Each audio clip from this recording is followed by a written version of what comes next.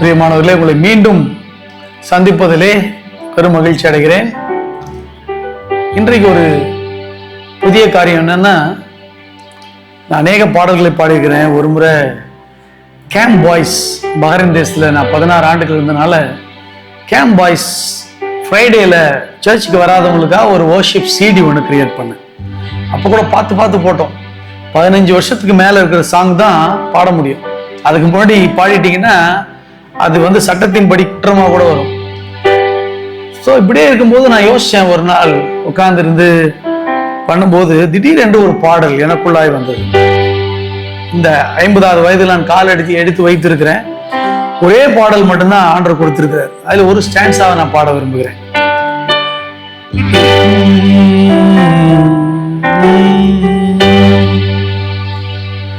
எந்தன் வாஞ்சை நீரையா, எந்தன் ஆவல் நீரையா, எந்தன் பாவல் நீரையா, ஆசீர்வாத ஊற்றும் நீர்தானையா.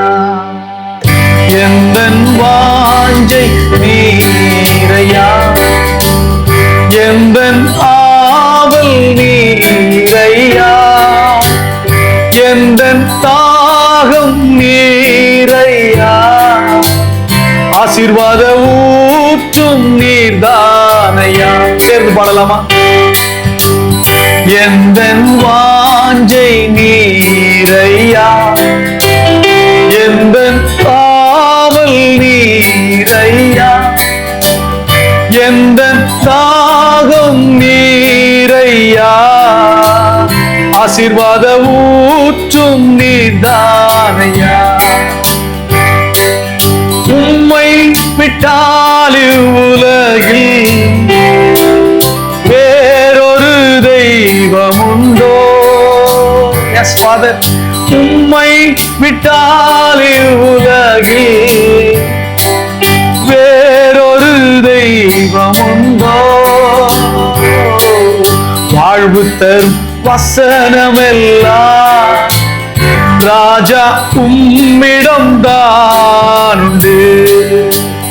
நித்திய வாழ்வு தரும் வசனமெல்லாம் ராஜா உம்மிடம் தான் உண்டு. எல்லோரும் சேர்ந்து எந்தன் வாஞ்சை நீரையா, எந்தன் தாகம் நீரையா, எந்தன் ஆவல் நீரையா.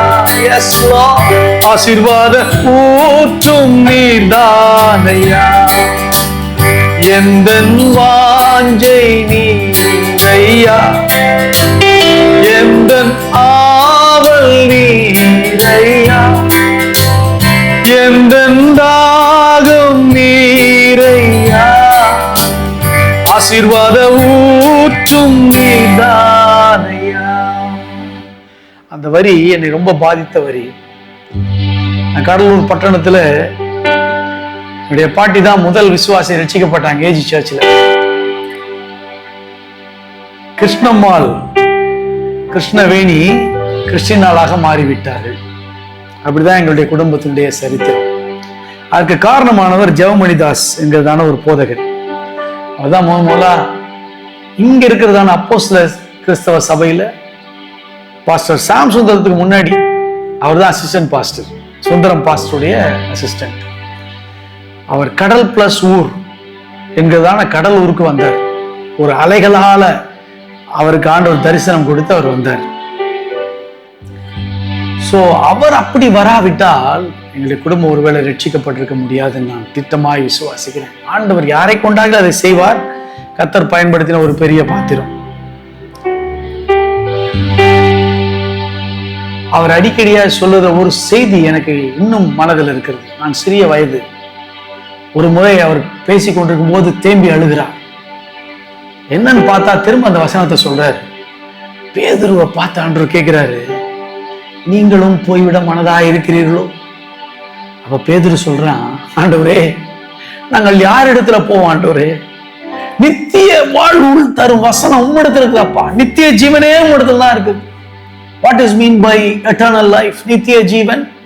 யோவான் 17:3 சொல்லுகிறது, ஒன்றான மெய்த்தேவனாகிய உம்மையும் நீர் அனுப்பினவராகிய இயேசு கிறிஸ்துவையும் அறிவதே நித்திய ஜீவன். எஸ், அறியணும். To know him. யார் அவர்? ஒன்றான மெய்த்தேவன், அவர் அனுப்பினவராகிய இயேசு கிறிஸ்துவை பரிசுத்தாவினுடைய துணையோடு கூட நாம் அறிந்து கொள்கிறோம். அப்போதுதான் நான் நித்திய ஜீவனையே பெற்றுக் கொள்கிறோம். அதை சொல்லும் போது அவர் அழுதுட்டார். சின்ன வயதுல அது எனக்கு மிகுந்த தாக்கத்தை உண்டு பண்ணிடுது. நான் 2 முறை அந்த பேசேஜை வாசிச்சேன் வீட்டுல போய். வாழ்வு தரும் வசனம் உம்மிடத்துல தான் ஆண்டவர் இருக்கு. எங்க வாழ்க்கையே நீங்க தான் ஆண்டவரே. இந்த உலகத்துல மாத்திரமல்ல, நித்தியமாய் நீர் தான். நாங்க யார் இடத்துல போவோம்? அப்படிப்பட்டதான உறவு நம்ம இடத்துல காணப்படுகிறதா? பேதுரு சொன்னானே, அவனை திரும்பவுமாய் விழுந்தவனையும் தூக்கி எடுத்து அவனை பயன்படுத்தினாரே ஆண்டவர். அவனையும் அபிஷேகித்து ஒரே நாளிலே 5000-3000 பேர்கள் ஞானஸ்நானம் பெறும்படியாக வல்லமையுள்ள பழத்திரமாய் அவனை பயன்படுத்த ஆண்டவர் சித்தம் கொண்டார். யூதாஸ் செஞ்சதை விட ஒரு பெரிய பாவத்தை அவன் செஞ்சான். சபிக்கவும் சத்தியம் பண்ணவும் தொடங்கினான்.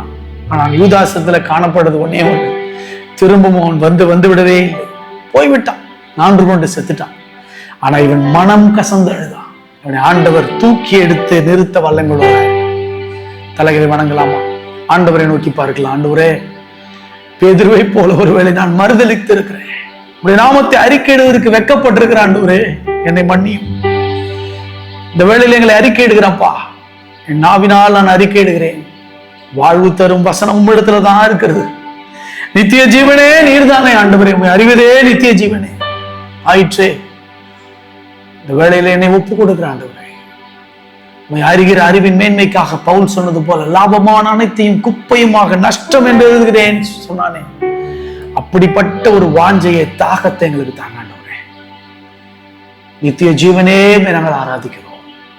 ஒரு விஷயம் கூட எங்கள் வாழ்க்கையை பயன்படுத்த நீ சித்தமுள்ளவராக இருக்கிறீர்.